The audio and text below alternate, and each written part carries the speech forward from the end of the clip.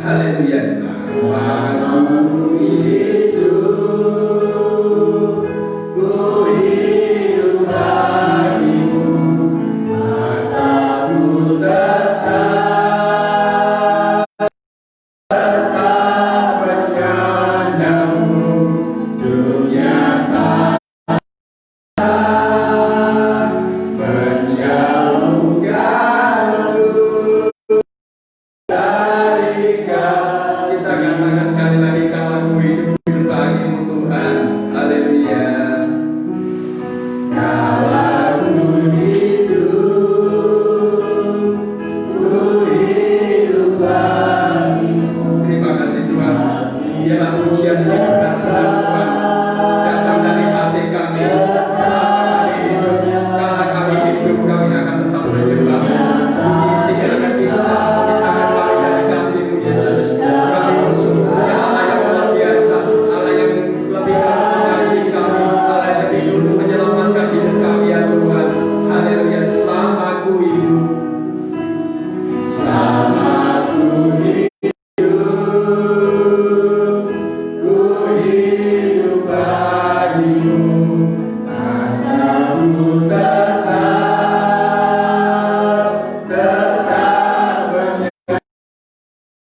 dunia tak bisa menjauhkanmu. Kasih dunia tak bisa menjauhkan kami ya Bapa. Dunia tak bisa menjauhkanmu dari kasih. Kita katakan dunia tak bisa. Dunia tak bisa menjauhkanmu dari kasih-Mu. Terima kasih ya Bapak. Benar Tuhan bisa memisahkan kami dari kasih-Mu. Kami bersyukur Tuhan punya Allah seperti-Mu, Allah yang luar biasa Tuhan. Kami bersyukur punya Yesus yang telah mengasihi kami terlebih dahulu ya Tuhan. Walaupun kami tidak setia kepada-Mu, tapi Engkau tetap setia kepada kami ya Bapa. Kami bersyukur, terima kasih Tuhan Yesus. Haleluya. Sebentar kita akan menerima kebenaran firman Tuhan. Kita percaya janjinya akan menguatkan kita. Kita percaya janjinya akan memberi penghiburan kepada kita. Ku percaya janji-Mu.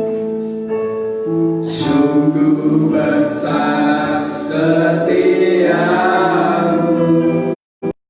akan Kau nyatakan bagiku. Kau Bapa yang selalu mengerti isi hatiku. Kemuliaan-Mu menyatakan Tuhan. Kemuliaan-Mu Kau janjikan. Aku tetap percaya,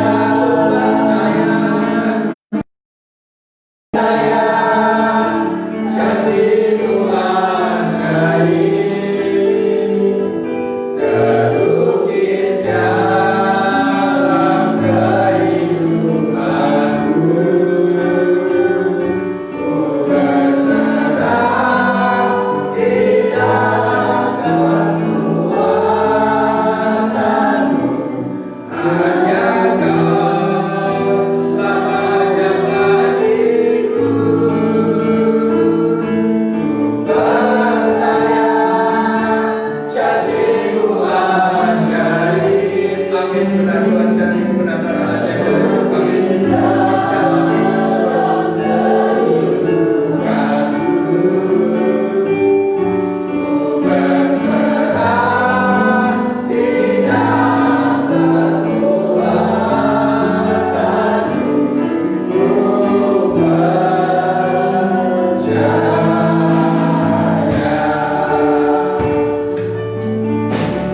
Amin. Sungguh besar setiap Tuhan.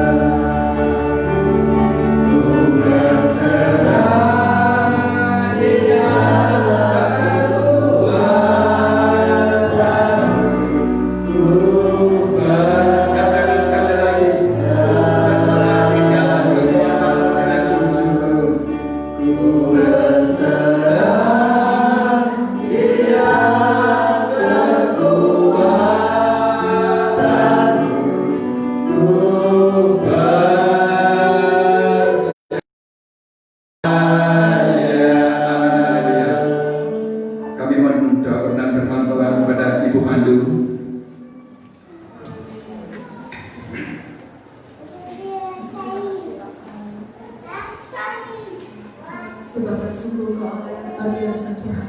Sungguh kami berserah Tuhan, dalam kekuatan Tuhan kami percaya Tuhan kami mampu menghadapi setiap yang ada Tuhan. Thank you Lord, thank you Lord. Mari Bapa saat ini mendengarkan kebenaran firman-Mu Tuhan. Pakai hamba-Mu yang akan menyampaikan kebenaran Tuhan. Sungguh-sungguh dengan hikmat yang dari surga turun atas hamba-Mu Tuhan. Sehingga apa yang disampaikannya itu yang menjadi kerinduan atas setiap kami Tuhan. Juga setiap kami yang mendengarkan. Biarlah kami menjadi anak-anak yang dengar Tuhan. Anak-anak yang manis Tuhan. Sehingga setiap firman yang ditaburkan itu kami Tuhan. Dan kami bisa melakukan dalam setiap hidup kami Tuhan. Terima kasih Bapak, terima kasih Yesus. Sambut firman Tuhan yang di dalam nama Tuhan Yesus. Haleluya Bapak.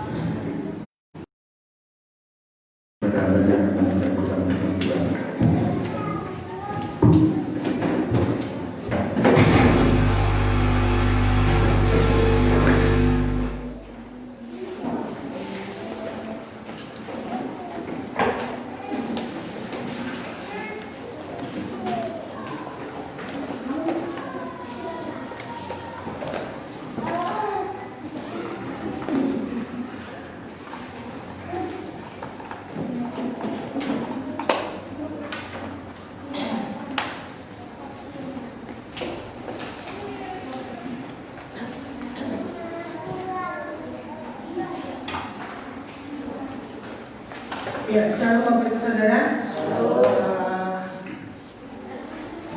Ini saya yang kebagian untuk menyampaikan.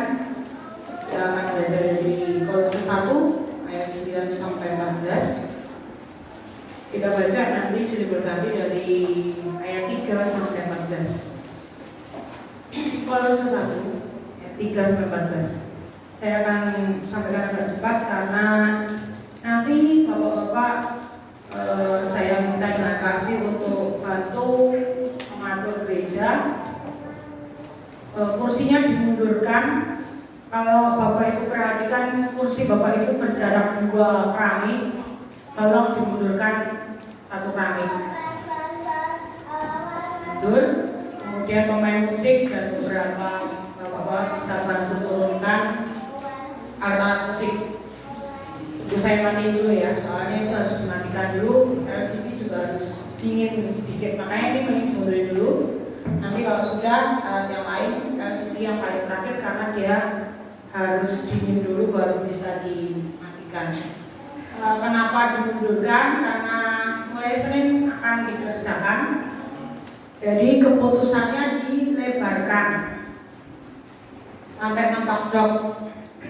Terus ruang gantinya gimana? Tanggal buat penari ada di belakang. Belakang tetap ada space untuk peralatan tari, baju-baju tari semuanya. Nah, karena ini bangunan yang tua, lebih dari umur saya, maka tidak bisa langsung meruntuhkan yang ini. Harus dikasih penyangga dulu. Jadi makanya ini dimundurkan 1 minggu ke depan, mungkin hanya buat yang penyangga duduk. Pasir yang penyangga 3, 2, 3. Nah, kemudian ibu-ibu diminta partisipasinya untuk sayur dan lauk. Tetapi sayurnya request dari Pak Tukang tidak bersantan, tidak berbau hewan. Sayur bening dan sayur asem. Sayur bening, sayur asem, sop sayur, aja pakai ayam. Orang dipangan orang senang no. Ya, karena memang dia beberapa tukang yang bekerja di gereja itu kebanyakan tidak makan yang daging-dagingan. Nggak tahu kenapa, katanya gagal semua benar. Jadi orang itu biar kita harus gagal ya sampai langsung aja namanya sop sayur bening, saya langsung gitu aja langsung ya, tahu tempe, apa dadar jagung, apa perkedel, pokoknya tidak ada unsur hewan di dalamnya. Itu pesan tukangnya, bukan pesan saya. Saya pajak doyan. Jangan bersantan, lodeh, apa nih? Santannya apa? Jangan lombok. Orang Madura senangnya jangan lombok. Ya,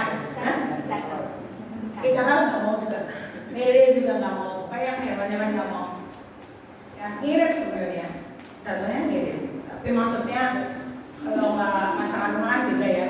Kalau beli itu rasanya kurang cip gitu. Saya berapa kali yang pas di kamar itu beli kurang sedap. Kalau ibu-ibu yang masakan beda ya.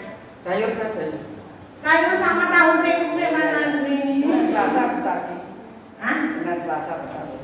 Daftar sendiri. Oh ya. Ya, saya tidak mengurusi bagian itu. Saya sudah cukup lelah mengurusi yang lain. Karena saya mau kali beberapa baju belum tak pindah, tapi mau dipindah sama piring-piring biasa buat kita acara besar.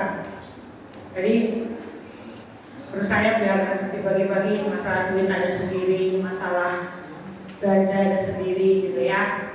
Oke, kita akan masuk, saya akan bahas agak cepat. Jadi catatlah kalau tidak nututi lihat di YouTube, saya selalu upload. Gak tahu gak ada respon, gak pernah ada respon di grup. Jadi cuma chatnya saya, Om Dona, Mbak Dino, udah. Mbak Dino tuh yang kirim gambar sambutan pagi, selamat pagi, salam gitu. Nanti kalau udah agak siang saya yang masuk. Ya, oke.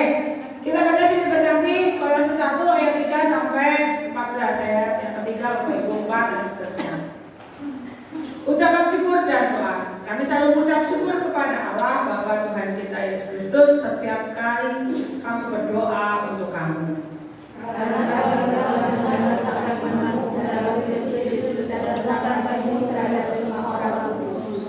Oleh karena pengharapan yang disediakan bagi kamu di surga. Tentang pengharapan itu telah lebih dahulu kamu mendengar dalam firman kebenaran, yaitu Injil. Sampai kepada kamu, Injil itu berbuah dan berkenalan seluruh dunia. Kemudian juga di antara kamu sejak awal kamu mendengarnya dan mengenal secara Allah dan sebenarnya. Semuanya itu telah kamu ketahui dari Epafras, kawan pelayanan yang kami kasih, yang bagi kamu adalah pelayan Kristus yang setia.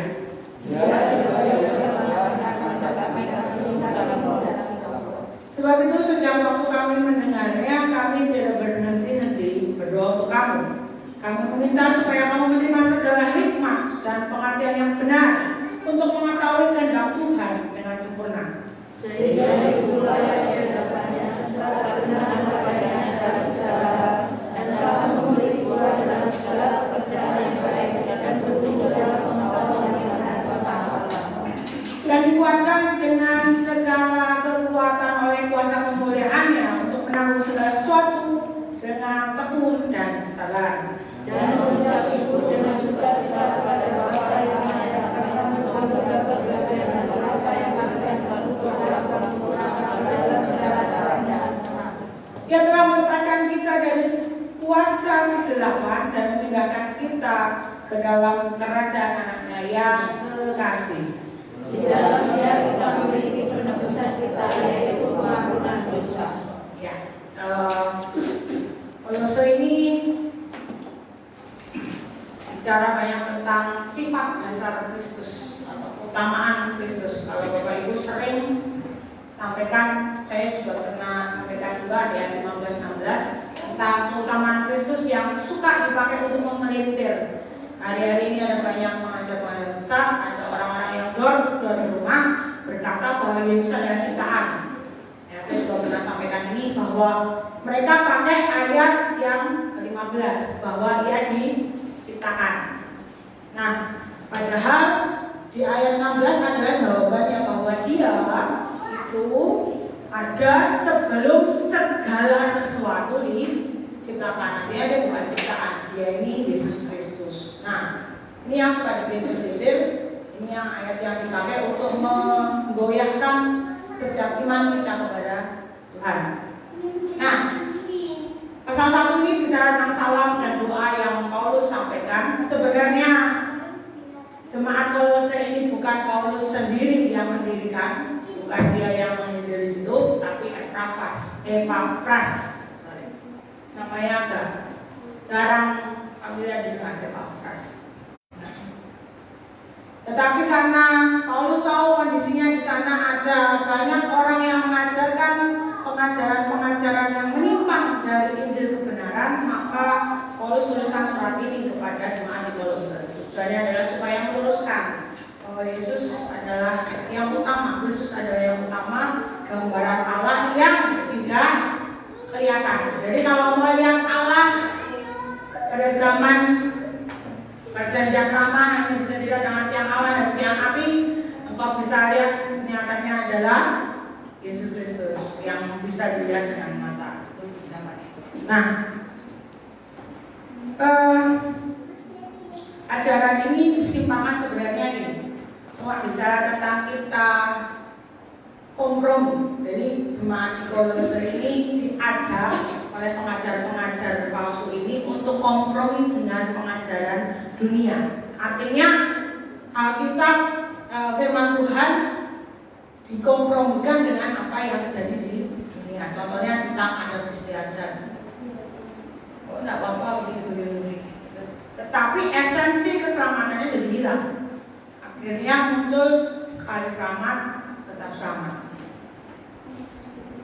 Memang ketika Yesus Kristus di atas kayu salib menebus dosa kita semua, kita itu selamat. Dibayar lunas dosa-dosa kita. Bahkan untuk nenek moyang kita dibayar lunas. Masalahnya, kenapa kok ada yang masuk surga dan kemudian tetap ada yang masuk neraka karena dia tidak menjaga keselamatan itu. Makanya berulang kali Paulus bicara pengampunan. Yesus pun mengajarkan pengampunan bahwa harus mengampuni 7 kali. Artinya tidak berbatas. Kenapa? Karena yang jadi masalah selalu bicara tentang pengampunan. Hari-hari ini ketika banyak sharing yang ada di Zoom, di webinar, selalu bicaranya apa sih yang menjadi masalah hari-hari ini dalam kekristenan? Ekonomi. Saya percaya ketika orang Kristen punya masalah ekonomi, ketika dia berserah pada Tuhan, Tuhan tolong. Tapi ada satu masalah yang selalu membayang-bayangi dari Alkitab sampai sekarang. Namanya masalah keluarga. Setelah sekian puluh tahun menikah ngomong tidak ada kecocokan, setelah bercerai bilang aku menyesal menikah dengannya, ada banyak. Bahkan keluarga-keluarga pendeta juga mengalami. Sebelum corona ditangkap juga pendeta mencabuli anak-anak. Tuh. Jadi nggak ada ukuran bahwa keluarga berarti keluarga pendeta baik-baik saja, tidak akan ada ukuran seperti itu. Ya jadi masalah. Kenapa kok menjadi masalah? Karena ternyata banyak orang Kristen tidak tahu tujuan pernikahan yang sesungguhnya. Oke, ini melenceng sedikit. Nah, itu inti saya dari kitab Kolose dan surat Kolose, artinya bahwa Paulus ingin supaya kita itu meluruskan ajaran yang menyimpang dari firman Tuhan. Karena firman Tuhan tidak bisa dikompromikan, diubah, ditambah, dikurangi. Nah, kita langsung masuk di ayat 3 dan sampai 8. Ini bicara tentang ungkapan Paulus kepada jemaat Kolose melalui doa. Dia tahu bahwa jemaat di Kolose ini betul-betul mengasihi orang-orang kudus, terutama Epafras. Dia tahu betapa mereka menghargai, menghormati Epafras. Makanya disanjung dulu sama Paulus. Kemudian dia juga tahu bahwa Injil sudah disampaikan di Kolose oleh Epafras juga. Dan dia tahu sudah ada buahnya lewat mereka melayani Epafras tadi. Nah, kita masuk di ayatnya di ayat 9 sampai 14. Ayat 9. Sebab itu sejak waktu kami mendengarnya, kami tidak berhenti-henti berdoa untuk kamu. Jadi mendengar karena yang melayani itu bukan Paulus langsung, tetapi si Epafras, laporan sama Paulus. Kamu meminta supaya kamu menerima segala hikmat dan pengertian yang benar. Ini yang diminta. Kenapa? Yaitu karena ada banyak pengajaran yang simpang siur yang memgoyahkan iman orang percaya di Kolose. Paulus dan tim berdoa supaya ada hikmat dari Roh Kudus, supaya mereka bisa membedakan mana yang benar-benar berasal dari kebenaran firman Tuhan dan mana yang menyimpang. Untuk mengetahui kehendak Tuhan yang sempurna. Apa sih kehendak Tuhan? Apa itu kehendak Tuhan? Makananku ialah melakukan kehendaknya. Yang tahu kayaknya di mana? Karena dia tahu sembuh oleh orang diri. Yesus ajarkan bahwa makanannya adalah melakukan kehendak Bapa di surga. Apa kehendak Bapa di surga? Apa kehendaknya? Yang kesik-kesik tapi gak berani kencang. Ngomong aja Bu.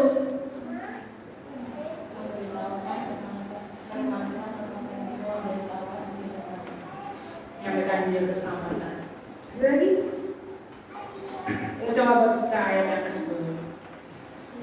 Sehingga hidupmu layak di hadapannya serta berkenan kepadanya dalam segala hal. Apa yang sudah saya sampaikan, melakukan segala sesuatu. Apa kehendak Bapa surga? Matius 28 ayat 19-20. Oke, kita sama-sama supaya kita ingat. Matius 28 ayat 19-20 berkata, karena itu pergilah, jadikanlah segala semua bangsa muridku dan baptisan mereka dalam nama Bapa dan Anak dan Roh Kudus, dan ajarlah mereka melakukan segala sesuatu yang telah kuperintahkan kepadamu, dan ketahuilah aku menyertai kamu senantiasa sampai kepada akhir zaman. Artinya bahwa Tuhan mau kehendak Bapa di surga adalah engkau mengerjakan apa yang diajarkan, apa yang diperintahkan, bukan cuma satu hal, tapi segala sesuatu. Apa yang Yesus ajarkan?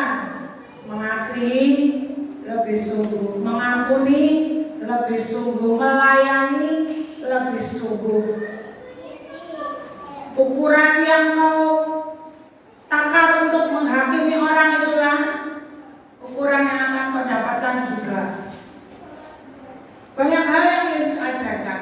Makanya yang harus kita kerjakan adalah melakukan segala sesuatu yang Tuhan ajarkan.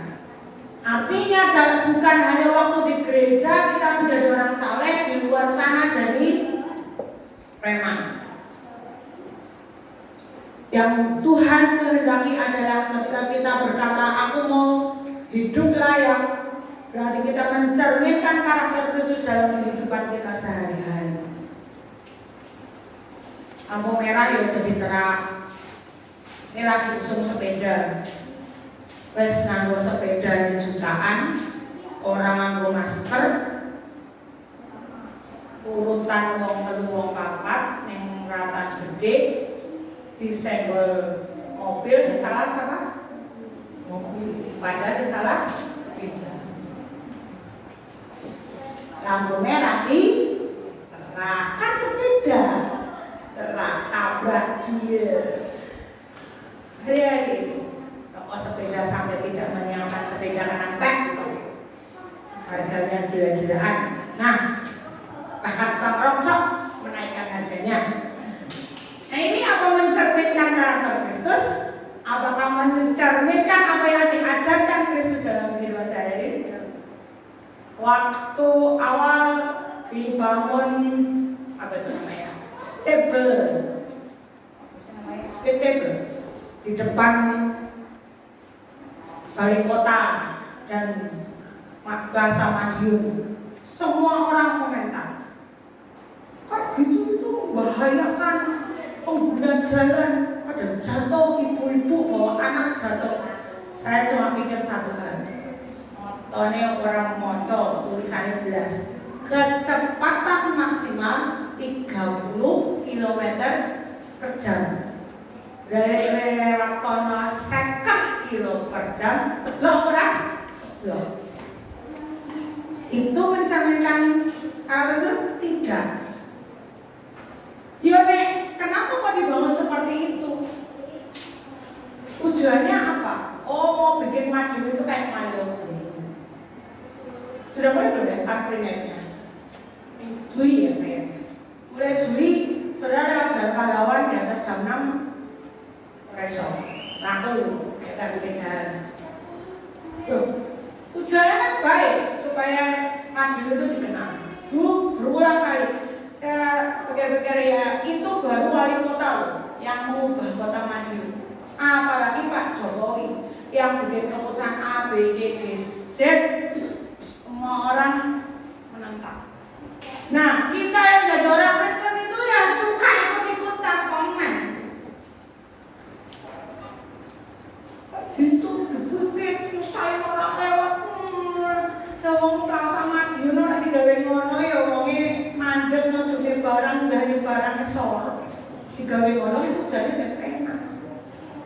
Berulang kali saya baca mau di Madiun itu dia mau di radar Madiun orang protes saja. Sekarang aja diem karena dia sepeda di situ dengan sampainya duduk di pinggir-pinggir trotoar. Sudah mulai jadi kan? Kita itu suka komen dulu baru lihat. Baru oh gitu. Nah, masalahnya yang Yesus ajarkan tidak seperti itu. Yang Yesus ajarkan adalah lambat berkata-kata, tetapi cepat mendengar. Salah tuh deh, kalau lewat mau ditulis gawede gitu kok. Kecepatan 30 km per jam itu berarti pelan-pelan bawahnya. Ya bukan bisa, ya lewat jalan dia. Memang lewat kono, kok protes aja. Waktu itu belum dikasih aspal, diprotes aja. Itu cuma tawa. Kenapa kok kenapa kok itu banyak sekali yang komentar? Karena mereka belum tahu rancangan. Nah biasanya Pak Wali itu bisa curhat-curhat itu kan sama ketika ada drama kumpul. Saya ikut tahu, oh karakter ini. Ya tahu kenapa dikasih tanaman segede gajah kayak gitu di pinggir-pinggir jalan, tengah-tengah jalan. Itu kan tujuannya mau jadikan kota wisata. Pecel plan. Saya kan juga belain pemerintah. Kenapa? Berpikiran positif dengan pemerintahan yang ada sekarang ini. Kalau saudara sama wali kota aja udah kayak gitu, apalagi sama Jokowi yang bikin sekolah online sampai Desember, kecuali SMP SMA. Dan kita harus melihat sisi yang lain. Kenapa? Karena itu yang Yesus ajarkan. Yesus ajarkan supaya setiap kita mencerminkan karakter Kristus setiap hari dalam kehidupan kita sehari-hari. Lanjut, ayat yang 10. Baik, saya sudah baca, saya terangkan. Sehingga hidup layak di hadapannya serta berkenan kepadanya dalam segala hal, dan kamu memberi buah dalam segala pekerjaan yang baik dan bertumbuh dalam pengetahuan yang benar tentang Allah. Kita diminta hidup kita tuh layak di hadapan Tuhan, artinya nggak ulang-ulang dosa. Kita berkenan di hadapan Tuhan dalam segala hal, artinya hidup kita harus mencerminkan apa yang jadi pengajaran Kristus dalam segala hal di dalam kehidupan kita. Termasuk contoh kecil tadi, komentar yang tidak penting jangan lakukan. Terus ada kemarin ribut soal corona. Corona itu tidak ada, gini. Memang kalau saudara sehat, saudara nggak mungkin kena corona. Lah tapi dia antok dua asma. Ya wes. Kenapa? Itu bicara tentang virus pernapasan. Dulu saya kasih tahu kalau rapid test sebenarnya tidak terlalu diutamakan. Kenapa hari-hari ini saya tanya kenapa hari-hari ini di Amerika meledak sampai 1 juta lebih? Karena ternyata swab test di sana gratis dan sistemnya drive-thru. Tahu ya drive-thru ya? Jadi saudara di mobil dikasih karton bag, dikasih apa tuh tabung kecil, suruh ngurap dewe. Tahu yang namanya dimasukin karton bag, diambil cairannya, terus ditaruh di tabung, besok pagi hasilnya keluar. Dan semua orang gratis, wajib dan gratis. Sehingga meledak. Meledaknya kenapa? Yaitu karena dites KB. Di Indonesia kok nggak ada? Kita itu negara kepulauan. Ingat-ingat ya, dari awal Indonesia adalah Bhinneka Tunggal Ika, beda-beda tapi tetap satu tujuan.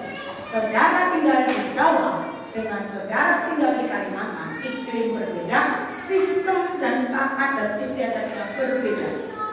Kalau digratiskan, percayalah tidak akan ada yang kontes dan tidak akan benar-benar signifikan hasilnya. Kenapa?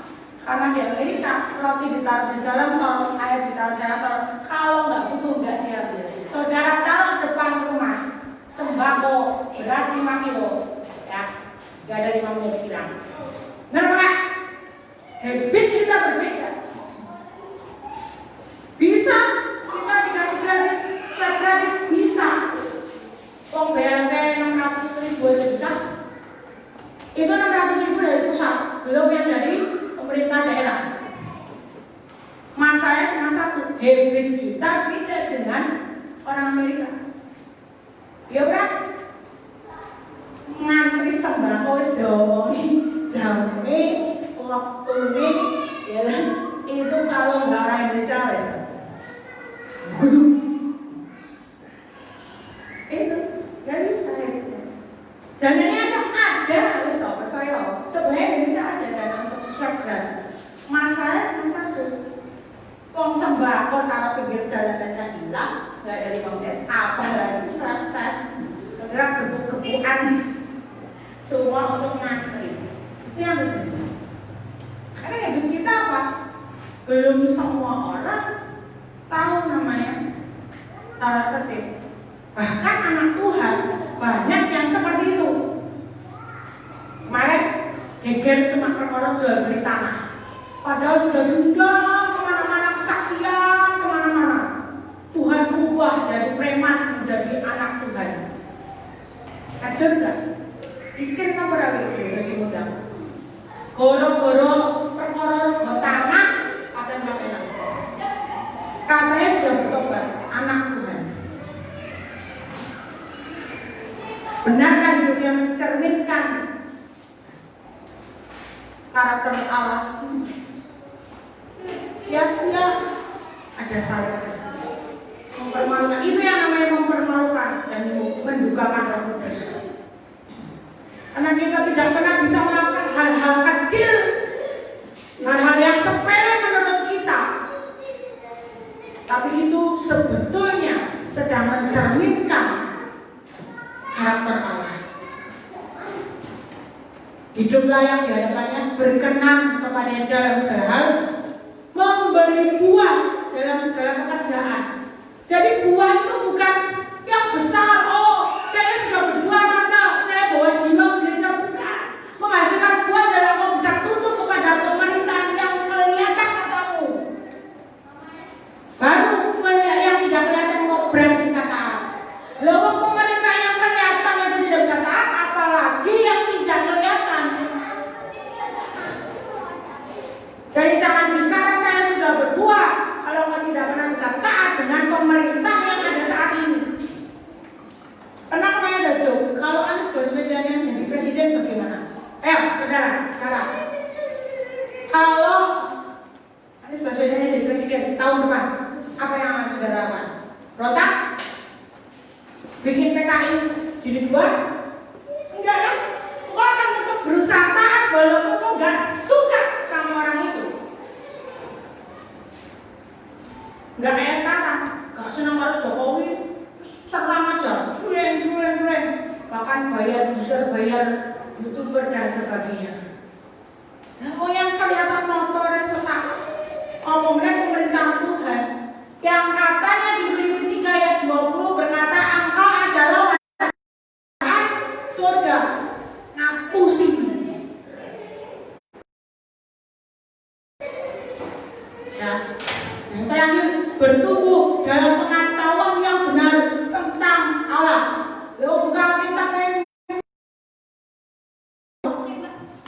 Hari-hari ngapain? Ngerumpi. Kerjaan rumah sudah banyak, tante nggak sempat baca firman, nggak sempat memahami dan menerangkan. Nggak sempat tante, ada tugas banyak dari kampus. Nggak sempat tante, rapornya bersih. Bagaimana kau bisa bertumbuh dalam pengetahuan yang benar akan Allah kalau kau tidak pernah belajar kebenarannya? Ini berat 10 sudah sampai 14 setengah jam ya. Ini yang mau. Ini kan cuma kalau saudara lalu nek pilih ayat supaya kenal kita ayat sing ora seneng. Lah saiki tapi coba saiki suwean sing ora seneng. Firman yang kau baca itu seperti pedang bermata dua, nembus sampai sumsum tulang, memisahkan benar dan yang benar. Bersyarat saudara keselamatan itu. Salvation is free. Keselamatan adalah pemberian, sesuatu yang diberikan secara cuma-cuma. Tetapi untuk mempertahankan keselamatan itu kau harus membayar harga. Dengan apa? Nih, 4 syarat ini. Hidup layak di hadapan Tuhan, berkenan dalam segala hal di hidup, menghasilkan buah dalam segala pekerjaan yang baik, bukan hanya waktu pelayanan di atas mimbar, tetapi dalam kehidupanmu sehari-hari. Dan yang terakhir, kau bertumbuh dalam pengetahuan yang benar tentang Allah. Bertumbuh berarti kau harus kasih makan firman Tuhan. Berulang kali Yesus berkata, kamu gak butuh makanan itu. Yesus tinggalin 5.000 orang. Mereka cuma butuh roti yang kelihatan. Aku punya adalah roti yang hidup, yang membuat kau tidak kelaparan. Itu firman Tuhan. Kalau salvation-nya gratis, keselamatannya gratis, maka kau tetap harus bayar dengan 4 hal ini. Hidup layak, berkenan dalam segala hal, berbuah dalam segala pekerjaan yang baik. Terakhir, bertumbuh. Lanjut dan dikuatkan dengan segala kekuatan oleh kuasa kemuliaan untuk menanggung segala sesuatu dengan tekun dan sabar. Ini fungsinya Roh Kudus, ini manfaatnya Roh Kudus supaya kita bisa bertekun dan bersabar waktu menghadapi segala tantangan, segala hal yang menggoda kita, yang menggoncangkan iman kita. Satu pribadi ini namanya Roh Kudus. Karena kita sungguh-sungguh tidak mampu. Kita nggak pernah bisa menghadapi segala tantangan apapun tanpa Roh Kudus, tanpa Rohnya yang kudus. Maka kita perlu namanya Roh Kudus.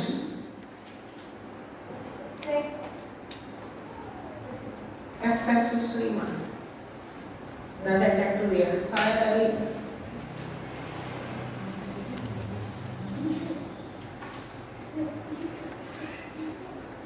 ya, benar. 5 ayat 18b.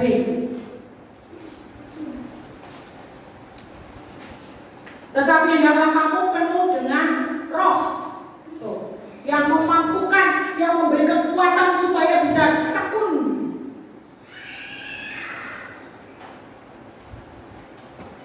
Tekun menghadapi segala sesuatu, menghadapi tantangan apapun. Kenapa? Karena yang menjadi musuhmu, lawanmu bukan manusia, bukan darah dan daging, tetapi yang menjadi musuhmu adalah pemerintah buku Efesus 6.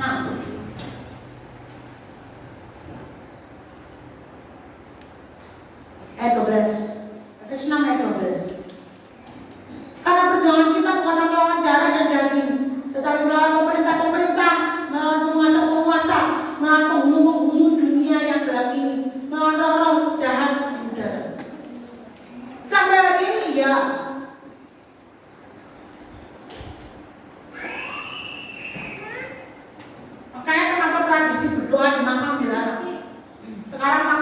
dicat jadi warna-warni supaya orang nggak takut makam. Makamnya maju dicat abang, hijau, kuning. Aduh, enak ya, tapi kota sejuta bunga kok. Lah. Untuk mulai ini sangat gambar kembang cuma cat merah. Saya cuma mikir gitu, kan sejuta bunga, kasih aja bunga. Ya, tapi poinnya Madiun itu kecelek. Sudah kerjasama dengan rumah sakit Tawangmangu, Herbal.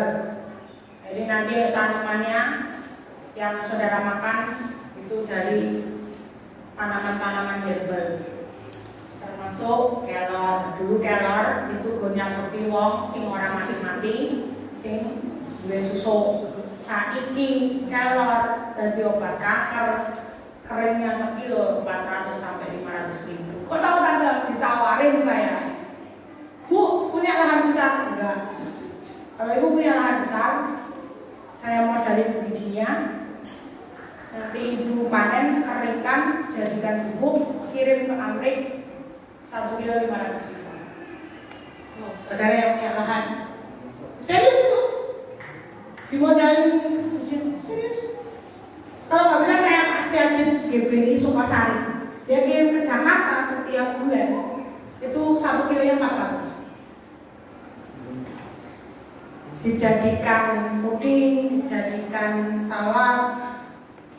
Jadi sing doyan ngono ki wong Sunda, wong Madiun gak doyan. Wong Madiun ki doyane cuma godhong turi, krai. Ya, buato tiap hari bikin. Sampai umur-umuran buato kuat-kuate tiap hari makan kelor. Tapi memang bagus nih. Bagus. Lebih baik kembalikan itu ya. Terus saudara jangan ngomong nanti jadi putus loh ya. Gara-gara hidup sehat terus saudara bilang nanti saya jadi kayak kambing loh, nanti makanya daun loh. Kelor kasih ke kambing, kambingnya bisa jadi mahal. Enggak, sama aja tetap kolesterol. Saya mau ngomong apa dari dulu. Ayat 12. Oh sorry, saya tambahin. Nah, tekun dan sabar juga berbicara tentang apa yang kita kerjakan itu dimampukan oleh Tuhan. Ya. Saya kemarin cerita-cerita sama teman saya bilang ini, kenapa saben aku petang, aku kudu di posisi sedang membangun. Walaupun duduk duitku, walaupun duduk omahku diri. Katanya ya itu jatahmu berkatmu. Tapi serius, waktu Hamil David bikin pastori, David lahir naikin ini, bener ya Pak Resi ya? Naikin ini. Terus Pak Kris datang, gak lama naikin atas ya. Tapi nggak hamil. Nah yang sekarang hamil lagi, boleh sampai. Pikir-pikir iya ya. Kadang kan berpikiran kenapa kok pas pertepaan. Tapi ya itu dimampukan oleh Tuhan supaya saya nggak ikut angkat-angkat. Kemarin saya sudah mau nurunin kayu di soal ini, ya kan nggak killing, oh iya, nah, kan datang barang datang, mau naruh di mana itu kan harus pikir supaya nggak kena anak-anak, nggak dimainin anak-anak. Saya taruh sana itu main geger orang. Oh jadi masak mesin tukangnya. Larang kayak ngono ning kono sesuk Sulami JJ Ceril David pulang ke rumah. Ya. Kira kayak gitu kan. Ini kadang nggak kita pikir loh, tapi itu hal sepele yang kita pikirkan. Nah, itu contoh-contohnya. Ayat 12. Dan mengucap syukur dengan sukacita kepada Bapa yang melayangkan kamu untuk mendapat bagian dalam apa yang ditentukan untuk orang-orang kudus di dalam kerajaan terang. Nih, bertekun ya 3 syarat ketika engkau, bukan 3 syarat, 3 hal yang mendapatkan ketika engkau mengandalkan Roh Kudus, engkau mengajak bekerja sama dengan Roh Kudus di dalam kehidupanmu, engkau menjadi bisa tekun, engkau menjadi sabar, bersukacita. Supaya apa? Supaya apa yang menjadi jatahmu, apa yang ditentukan dalam kehidupanmu itu bisa masuk dalam hidupmu. Bahasa dulunya supaya tidak dicuri oleh iblis. Jatah kita supaya tidak dicuri oleh iblis, maka pakailah Roh Kudus dalam hidupmu supaya engkau bisa bertekun, bersabar, dan bersuka cita sehingga engkau tidak kehilangan jatahmu, bagianmu, apa yang sudah ditentukan dalam kehidupanmu tidak hilang. Ya, terutama dalam kerajaan terang. Ulang kali dikatakan bahwa jatah kita ini adalah warga kerajaan surga. Ayat 13. Ia telah melepaskan kita dari kuasa kegelapan dan memindahkan kita ke dalam kerajaan anaknya yang kekasih. Yang perlu Bapak Ibu perhatikan kata melepas dan memindahkan. Melepaskan dan memindahkan artinya Tuhan sudah mengerjakan itu dalam kehidupan kita. Tuhan sudah lakukan dalam kehidupan kita. Ia telah melepaskan, ya siapa? Bapa sudah mengutus Yesus untuk membuat kita terlepas dan diselamatkan, ditolong dari apa? Dari kuasa gelap, dari segala hal yang iblis rancangkan, dari melepaskan dari dosa, kuasa dosa, dari kuasa tidak mengakui keberadaan Allah dalam kehidupan kita. Ini dari kuasa gelap. Loh, kalau Tuhan itu baik, kenapa kita ditaruh di dunia, nggak langsung di surga? Yang mengkorak mengaku, nggak. Masih ada tujuannya manusia itu. Saya pernah sampaikan immortal dan mortal. Kita diciptakan dari buku tanah yang menghembusi nafas, sehingga tujuannya nafas Tuhan, sehingga tujuannya ketika kita bisa mempertahankan keselamatan yang sudah kita terima, kita bisa kembali ke surga. Nah, masalahnya kalau kita diciptakan kekal, mortal, maka setiap kita ketika melakukan satu pelanggaran, tidak ada keselamatan, tidak ada penebusan dosa, maka kita tidak bisa kembali ke surga. Nah, jadi ini adalah kalau orang Jawa bilang yang dunia pakai kombe, karena tujuannya adalah setiap kita bagaimana kita terima keselamatan, kemudian mempertahankan keselamatan itu dan kembali ke surga. Nah, kalau nggak bisa dipertahankan ya neraka, kepada kegelapan yang paling gelap, di mana hanya ada rata tangis dan retak. Memindahkan berarti merelokasi, kayak gambarannya orang Israel yang ada di Mesir dibawa pindah ke Kanaan. Karena kalau lihat strukturnya itu sebenarnya mereka sudah di Kanaan, keluar lagi ke tanah Mesir hanya karena kelaparan, hanya karena mulut dan perut. Mereka pindah ke Mesir bertahun-tahun, kemudian Tuhan harus pindahkan lagi. Nah, sama dengan kita juga dipindahkan dari kehidupan yang penuh perbudakan dosa, hidup yang penuh dengan hal dunia, kepada hidup yang kekal. Nah, masalahnya adalah kita ini tipikal seperti Israel atau tidak. Karena Israel itu tegar tengkuk, yang harus 40 hari jadi 40 tahun. Bangsa yang sulit dikasih tahu, sulit dikandani, sulit untuk bertobat. Nah, kalau watak dasar Israelnya nempel di hidup kita, kalau jika kita melakukan sebuah kesalahan, kita nggak meminta ampun, kita nggak mau bertobat, ya wes bulet paling dunia ini, bulet toh, sulit.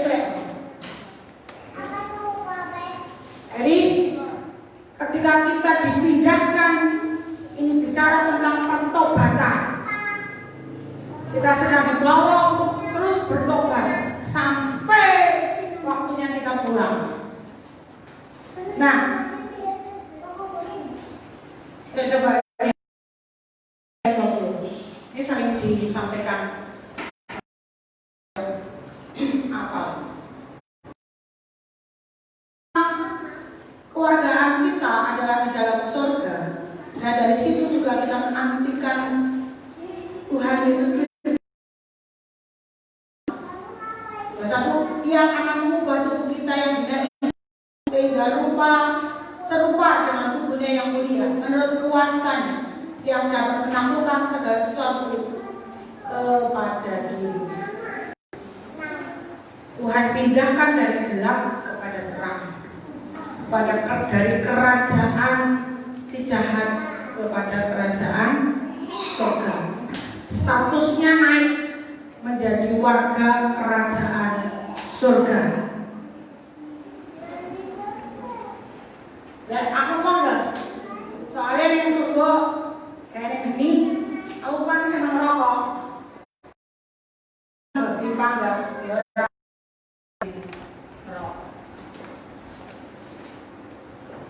Ya, simpelnya terakhir ayat yang ke-14. Di dalam Dia kita memiliki pengampunan.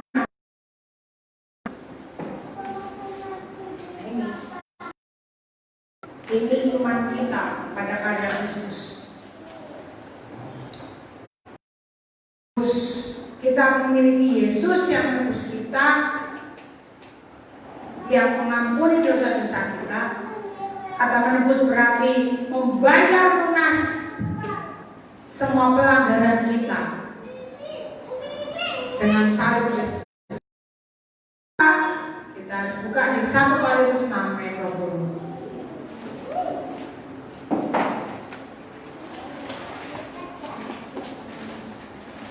Sebab kamu telah dibeli dan harganya telah lunas, karena itu muliakanlah Allah dengan tubuhmu. Selain saya lagi, sebab kamu telah dibeli dan harganya telah lunas dibayar, karena itu muliakanlah Allah dengan tubuhmu. Cara tahu bayar lunas gratis, tapi kau harus muliakan Tuhan dengan tubuhmu. Kenapa? Karena Dia lebih dulu menebus engkau. Lalu yang berdosa lagi, yaitu makanya tadi disebutkan adanya pertobatan. Engkau akan bertobat berulang kali, minta ampun berulang kali sampai Tuhan datang. Tapi lahir baru cuma sekali saja. Pengampunan dosa, penebusan juga berbicara Efesus 1 ayat yang ke-7.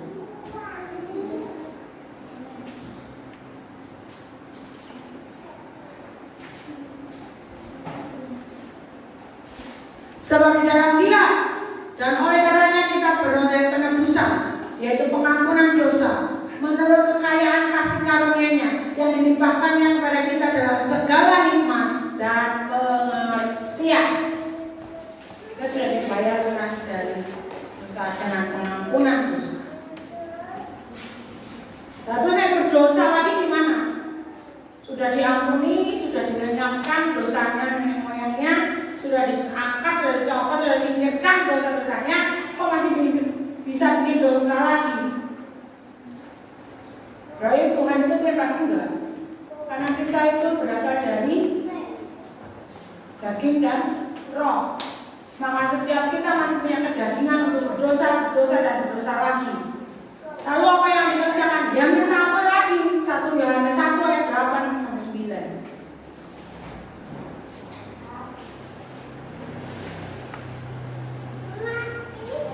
Jika kita berkata bahwa kita tidak berdosa, maka kita menipu diri kita sendiri dan kebenaran tidak ada di dalam kita. Jika kita mengaku dosa kita, maka Ia adalah setia dan adil, sehingga Ia mengampuni segala dosa kita dan menyucikan kita dari segala kejahatan. Jadi kalau berkata saya sama tetangga dari kok tetap nyolong, tetap ngapusi, bukan kamu berdosa lagi. Maka ketika kamu berkata aku tidak berdosa, itu sebuah pembohongan. Terus apa yang dilakukan? Dia ngaku dosa terus-terusan. Bohong kecil, bohong besar, dosa. Tetap harus minta ampun.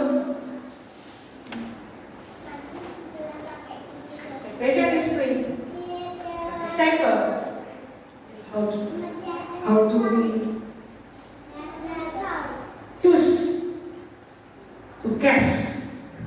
Keselamatan ada gratis, tetapi kebenarannya, firman Tuhannya adalah seberapa kita membayar.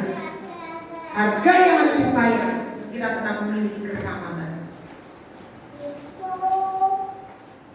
Jadi tidak ada keselamatan teman-teman. Kau harus perjuangkan, kau harus bayar harga supaya keselamatan itu tetap ada di dalam kehidupan. Gitu. Ya. Jadi apa? Supaya saya di hadapan Tuhan, berkenan di hadapan Tuhan, berbuah dalam segala perbuatan baik. Terakhir, bertumbuh dalam pengetahuan. Amin. Yuk kita akhir. Kalau hidup Tuhan.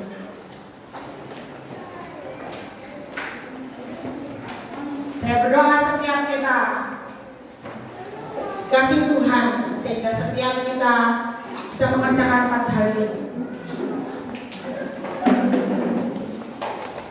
Mempertahankan harga yang harus dibayar, mempertahankan keselamatan kita dengan membayar harga, hidup berkenan di hadapan Tuhan, layak di hadapan Tuhan dalam segala hal,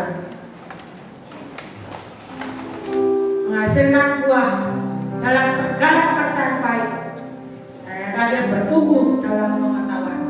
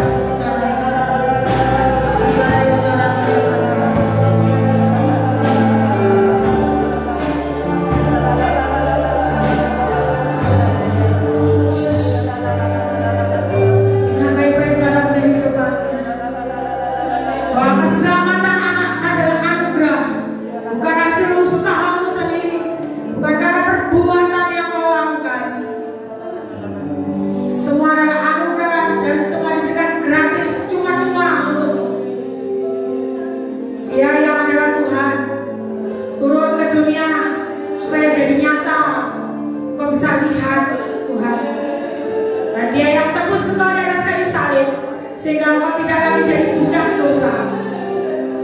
Dia yang memindahkan, melepaskan engkau dan memindahkannya dari budak dosa menjadi warga negara kerajaan surga. Apa balasanmu? Apa yang kau mau kerjakan selain kau hidup layak di hadapannya? Berkenalan dalam segala hal, bukan hanya waktu kau melayani Tuhan, tapi sungguh dalam kehidupan sehari-harimu engkau terus mencerminkan karakter Kristus. Hidupmu menghasilkan buah dalam segala pekerjaan yang baik, karena tidak pernah ada ranting yang tidak berbuah yang akan terus dipertahankan. Ranting yang tidak berbuah akan dipotong dan dicampakkan ke dalam api. Dan kau harus bertumbuh dalam pengetahuan akan kebenarannya, akan firman-Nya yang hidup. Karena pada mulanya adalah firman, dan Dia bersama-sama dengan Allah, adalah Yesus Kristus. Jangan berkata, karena orang Kristen kamu sudah selamat dan pasti masuk surga. Tapi kalau hidupmu terus mendukakan Allah, hidupmu terus menjadi pemberontak pada pemerintah, makanya kelihatan. Dan yang tidak kelihatan pun pemberontak. Jangan harapkan status itu bisa terus bertahan hidup. Status warga kerajaan surga hanya akan terus ada atas hidup kita. Kalau kita mau berjuang, kalau kita mau mengaku dosa kita di hadapan Tuhan, Dia Allah yang adil, Dia Allah yang setia, Dia Allah yang mengampuni. Ingat baik-baik, terus ketika mau berdosa jatuh di lubang yang sama, minta ampun dan terus minta sampai Dia datang yang kedua. Kesempatan itu terus ada. Sampai hidupmu hari ini kesempatan itu terus ada.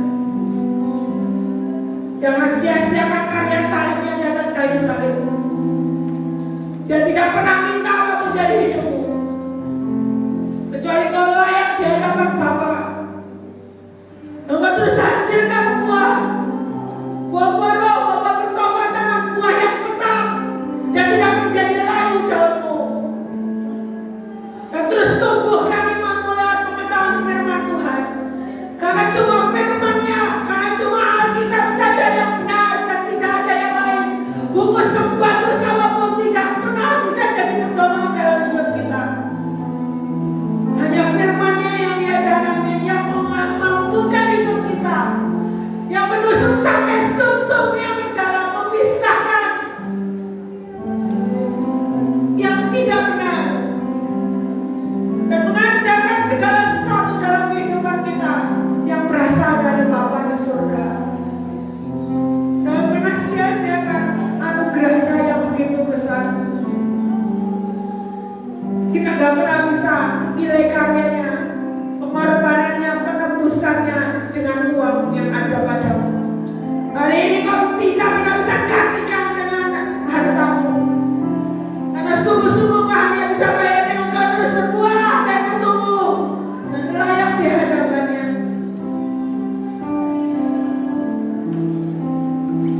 Tuhan bawa kami Roh Kudus, mampukan kami untuk bertekun dan sabar, terus bersuka cita untuk bisa berubah, untuk bisa mencerminkan karakter Allah dalam kehidupan kami sehari-hari, dan tidak berpaling dengan kehidupan lama kami yang penuh kegelapan, penuh dosa. Tuhan, tarik kami lebih lagi Tuhan, tarik kami, seret kami dalam Tuhan,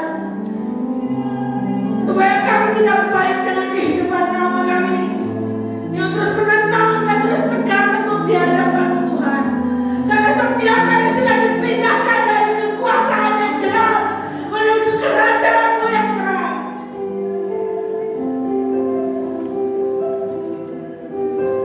Ingat baik-baik, jangan pernah sia-siakan karya keselamatannya. Tidak semua orang terima keselamatan. Tidak semua orang terima status warga kerajaan